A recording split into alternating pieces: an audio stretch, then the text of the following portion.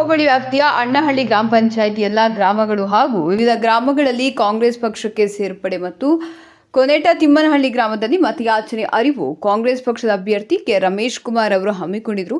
ಗೌರವಾನ್ವಿತ ಹಿರಿಯ ಮುಖಂಡ ಅಣ್ಣಹಳ್ಳಿಯ ನಾಗರಾಜ್ ಅವರು, ರಂಗನಾಥ್ ಗೌಡ, ಗೋವಿಂದ ಗೌಡ, ರವಿಕುಮಾರ್, ಸೋಮಶೇಖರ್, ಕುಡವನಹಳ್ಳಿ ಆನಂದ್, ಆಂಜನಪ್ಪ, ವೇಣುಗೋಪಾಲ್, ಚಿನ್ನಪ್ಪ, ಪ್ರಕಾಶ್, ಚಂದ್ರಶೇಖರ್, ನಾರಾಯಣಸ್ವಾಮಿ, ಮುನೇಗೌಡ, ಸಕ್ರೆ ರಾಜಗಾಣಿ, ಗ್ರಾಮ ಪಂಚಾಯಿತಿ ಸದಸ್ಯರು ಮುನಿ ವೆಂಕಟರೆಡ್ಡಿ, ಪ್ರದೀಪ್, ನಾಗರಾಜ್, ಟಿ ರಾಮಚಂದ್ರಪ್ಪ, ಸೋಮೇಶ್ ಇವರ ಸಹಕಾರದೊಂದಿಗೆ ಎಲ್ಲ ಗ್ರಾಮಗಳಲ್ಲಿ ಮತಯಾಚನೆ ಯಶಸ್ವಿಗೊಳಿಸಿದರು. ಶಾಸಕರು ಮಾತನಾಡಿ, ನಮ್ಮ ಪಕ್ಷದ ಸರ್ಕಾರ ಬಂದು ತಕ್ಷಣ ನಿಮಗೆ ಕೊಟ್ಟ ಮಾತು ಉಳಿಸಿಕೊಳ್ಳುವುದು ನನ್ನ ಧರ್ಮ, ಮತ ನಿಮ್ಮ ಹಕ್ಕು ಎಂಬ ಹೇಳುವ ಮಹಾನಾಯಕ ಇಡೀ ದೇಶಕ್ಕೆ ಡಾಕ್ಟರ್ BR ಅಂಬೇಡ್ಕರ್ ಅವರು ಮಾರ್ಗದರ್ಶನ ನೀಡಿದ್ದಾರೆ.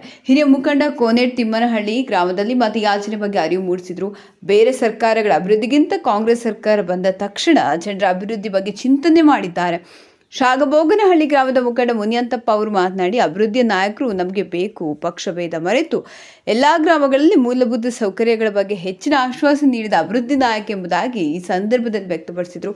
ಈ ಸಂದರ್ಭದಲ್ಲಿ ಕೋನೇಟ್ ತಿಮ್ಮನಹಳ್ಳಿ ಮುಖಂಡರು DV ರಾಜಪ್ಪ, ವಿ ವೆಂಕಟೇಶ್, ಶ್ರೀನಿವಾಸ್ ಮುಖಂಡ Venkatesh, VG Nagesh, Venugopal, M Amarnath, Chennappa, Chandrashekar, Sonnegowda, MK Ramaiah, Venkataramana, ಹಿರಿಯ ಮುಖಂಡ ಮುನಿ ವೆಂಕಟರೆಡ್ಡಿ, ಸೋಮಣ್ಣ, ವಿಜಯಕುಮಾರ್, ಅಂಜನಪ್ಪ, ಪ್ರದೀಪ್ ಕುಮಾರ್, ನಾಗರಾಜ್, ಟಿ ರಾಮಚಂದ್ರ ರೆಡ್ಡಿ, ಶಾಮಣ್ಣ, ಸೋಮೇಶ್, ಈ ಭಾಗದ ಎಲ್ಲಾ ಗ್ರಾಮಗಳ ಕಾರ್ಯಕರ್ತರು, ಪಕ್ಷದ ಅಭಿಮಾನಿಗಳು ಉಪಸ್ಥಿತರಿದ್ದರು.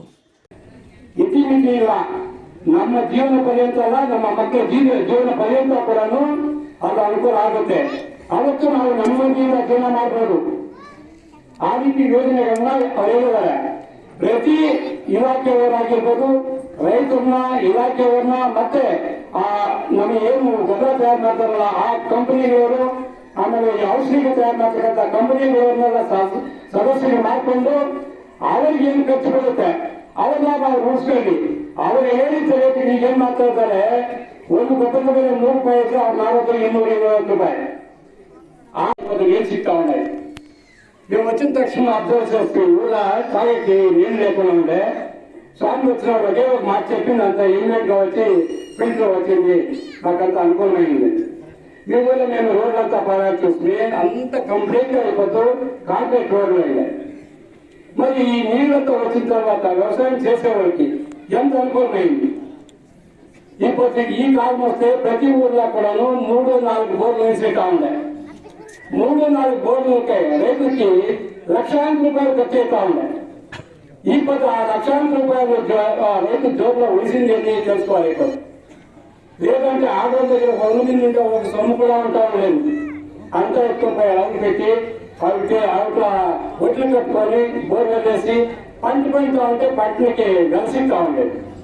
ఇంతంతా కష్టం దానికంతా అయిపోతూ ఎంత పరిహారం చేస్తున్నారంటే దీనికంతా ముఖ్య కారణం ఏమంటే మన ರಮೇಶ್ ಕುಮಾರ್ ಸಾಹೇಬ್, ಸಿದ್ದರಾಮಯ್ಯಗೆ, DK ಶಿವಕುಮಾರ್ಗೆ, ಇಲ್ಲಿರ್ತಕ್ಕಂಥ ಎಲ್ಲ ಮುಖಂಡರಿಗೆ, ತುಮ್ಮನಹಳ್ಳಿಯವರಿಗೆ ಎಲ್ಲರಿಗೂ ಜೈ.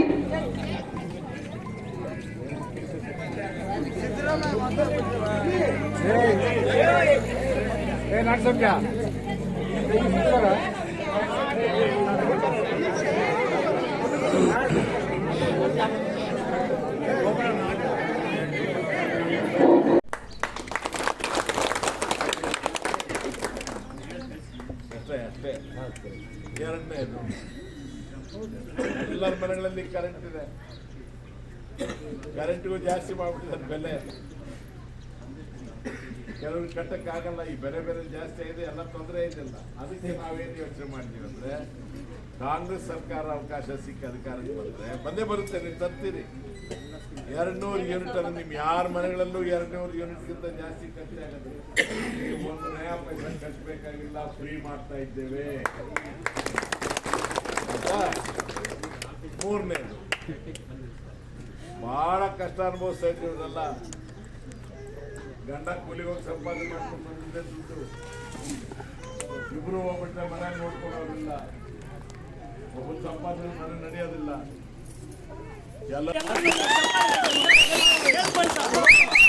ರಮೇಶ್ ಕುಮಾರ್ ಶಿವಮೊಗ್ಗದಲ್ಲಿ ನಮ್ಮ ಹಳ್ಳಿ ಅಭಿವೃದ್ಧಿ ಹೇಳ್ತೀವಿ. ಶುದ್ಧ ನೀರು ಘಟಕ 1 ಬೋರ್ವೆಲ್ಗಳು 10 ಕೊಡಿಸಿದ್ರು, ಶುದ್ಧ ನೀರು ಘಟಕ ಆಯ್ತು.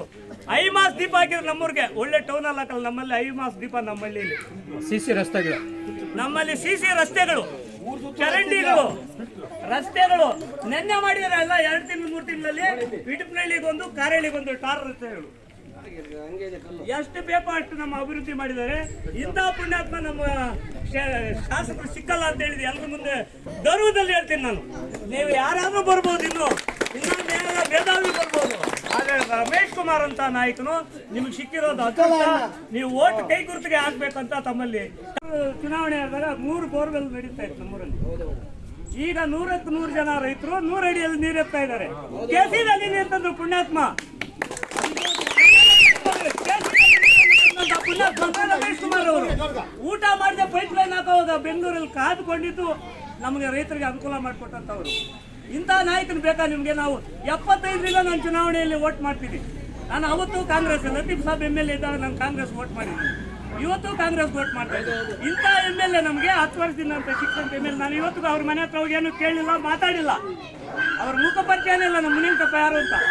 ಆದ್ರೆ ಅವ್ರು ಮಾಡೋ ಕೆಲಸ ಅಷ್ಟು ಶ್ರೇಷ್ಠವಾದ ಕೆಲಸ ಮಾಡ್ತಾರೆ. ಬಡಬಗ್ಗರಿಗೆ, ರೈತರಿಗೆ, ಅಲ್ಪಸಂಖ್ಯಾತರಿಗೆ, ಹಿಂದುಳಿದವರಿಗೆ ಎಲ್ಲ ಧೀಮಂತ ನಾಯಕ ರಮೇಶ್ ಕುಮಾರ್ ಅವರು. ಈ ರಮೇಶ್ ಕುಮಾರ್ ಅವರ ಅತಿ ಹೆಚ್ಚಿನ ಮತಗಳಿಂದ ಈ 2024 23ರ ಸ್ವಲ್ಪ ಅಂಕಿಅಂಶಗಳು ನಮಗೆ ಗೊತ್ತಾಗಲ್ಲ. ರೈತರಿಗೆ ಮಾಡೋ ಕೆಲಸ ರೈತರಿಗೆ ಮಾಡ್ತೀವಿ, ವಿದ್ಯಾರ್ಥಿ ಮಾಡೋದು ವಿದ್ಯಾರ್ಥಿ ಮಾಡ್ತೀವಿ, ಬಡವ್ರಿಗೆ ಮಾಡೋದು ಬಡವ್ರಿಗೆ ಮಾಡ್ತೀವಿ. ಇದನ್ನು ಮಾಡ್ಬೇಕು, ಅದನ್ನು ಮಾಡಬೇಕು. ಎಲ್ಲ ಇದ್ರೇನೆ ಸಮಾಜ. ಅದನ್ನು 4 kg ಮಾಡ್ತೀವಿ.